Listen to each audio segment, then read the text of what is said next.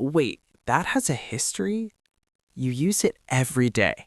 You've never thought about it, and somehow it changed the world. I'm Robbie, and this is Wait, That Has a History? The podcast uncovering the wild, weird, and totally unexpected stories behind everyday things. Because nothing you use is as ordinary as it looks. It is the most satisfying click in the world. You walk into a room, you flip a toggle, and bam, instant visibility. No matches, no soot, no risk of burning the house down, usually. We flip light switches dozens of times a day without thinking, but that little piece of plastic didn't just change how we see our living rooms. It fundamentally rewired the human brain. Before the light switch, humans didn't sleep the way we do now. We didn't do the whole solid 8 hours thing. We were different creatures entirely. Today, how a mechanism invented to stop fires accidentally killed the second sleep. Let's go back to 1880. If you wanted light after sunset, you had to work for it. You were dealing with gas lamps which smelled like rotten eggs and hissed at you, or candles. And because light was expensive and dangerous, when the sun went down, you didn't stay up scrolling TikTok. You went to bed. But here's the wild part. You didn't sleep through the night. Historian Roger E. Kirch spent years digging through archives, court records, diaries, medical textbooks, and he found something weird.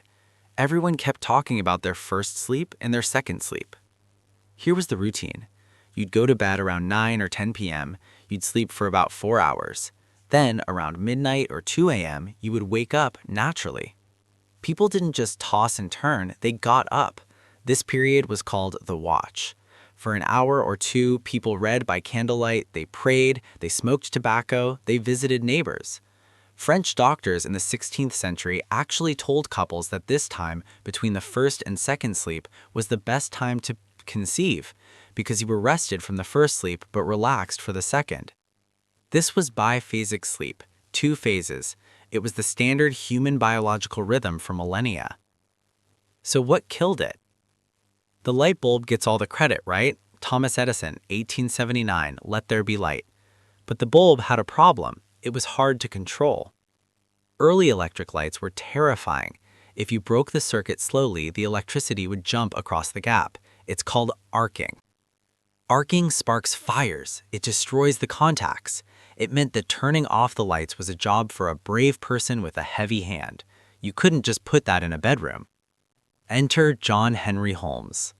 Holmes was an inventor from Newcastle, England. In 1884, he patented something called the quick break switch. The genius was in the spring. It didn't matter how slow or fast you moved the handle. The moment you pushed it past a certain point, a spring inside would snap the contacts apart at lightning speed. That snap severed the connection so fast that electricity didn't have time to arc. It made electricity safe for the domestic user. Around the same time, you had inventors like Granville Woods, often called the Black Edison, working on theater dimmers and safety dimmers. Woods made it possible to manage this power, to fade it, to control the environment. Suddenly, light wasn't a utility you had to manage. It was instant, it was cheap, and most importantly, it was safe. With the quick break switch on the wall, people stopped going to bed at 9 p.m. Why would you? You could read, work, or play cards until midnight with a flip of a finger. We pushed our bedtimes later and later, but we still had to wake up at dawn for factory work. The result, we squeezed the watch out of existence. We compressed those 2 blocks of sleep, first and second, into a one efficient monophasic block. By the 1920s, references to second sleep practically vanished from literature. We forgot we ever did it.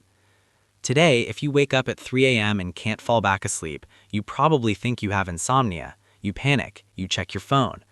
But anthropologists say you don't have a disorder. You have an ancient body living in a modern world. That is your watch trying to break through. Your body is waiting for you to get up, poke the fire, and chat with your neighbor. But you can't because you have a 7 a.m. alarm and you have a light switch. That's the story behind today's everyday thing. If you liked it, subscribe or follow. Share it with a friend and leave a like or review. It helps more than you think. Because even the smallest things have a past.